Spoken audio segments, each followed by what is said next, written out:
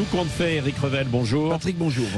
Nous allons nous intéresser à ce dossier des migrants qui affluent en Italie et ensuite sur toute l'Europe. Et ils demandent quoi? Droit d'asile ou immigration économique, Pour répondre à cette question, Patrick, faut lister les nationalités des migrants qui, par milliers, donc, sont arrivés sur la petite île de Lampedusa, entre l'Italie et la Sicile. Alors, quand vous regardez la nationalité de ces migrants, en tout cas telle qu'il la donne, il y a beaucoup d'Ivoiriens, des Guinéens, des Burkinabés, des Maliens. Bon, vous l'avez noté, il n'y a aucun pays qui est réellement en guerre. Bon, il y a eu des putschs dans certains pays, mais ils ne sont pas en guerre. Ils ne sont pas en guerre. Il y en a même qui sont relativement prospères. La Côte d'Ivoire, par exemple, a un taux de croissance qui n'est pas négligeable. Donc, selon toute vraisemblance, il faut le dire, ces migrants sont des migrants économiques. Des migrants économiques.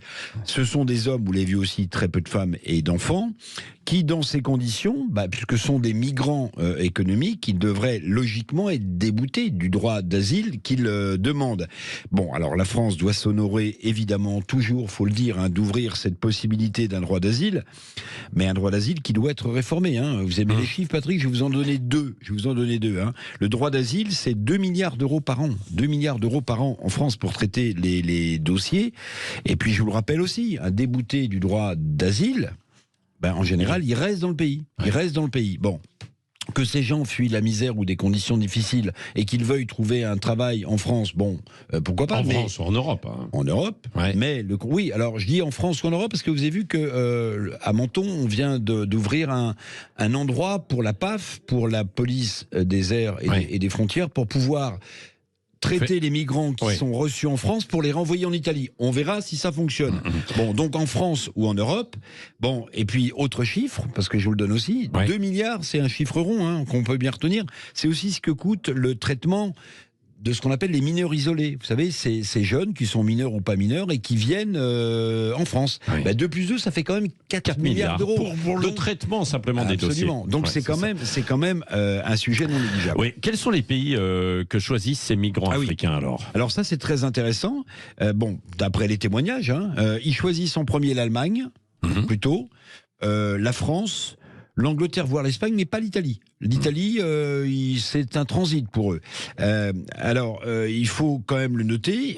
Pourquoi viennent-ils en Allemagne, en tête, en France, en Espagne, en Angleterre? Donc pour des raisons économiques. Ils disent qu'ils font le choix de l'Allemagne pour le travail et la qualité du pays, et la France plutôt, et ça reboucle avec le sujet précédent, plutôt pour les aides sociales.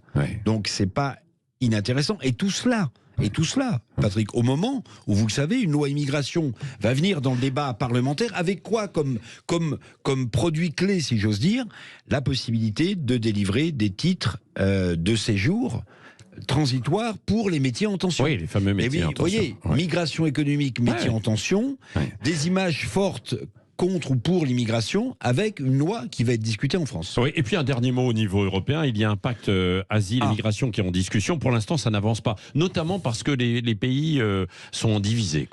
Oui, alors Schengen, on va le dire, entre nous, c'est un fiasco. La brigade Frontex, elle n'a pas les moyens de surveiller les frontières européennes, qui sont de véritables passoires. Alors vous me parlez du pacte asile et migration, mais ça fait 4 ans, Patrick, ça fait 4 ans que ce pacte asile-migration est en discussion au niveau des gouvernements et des chefs d'État.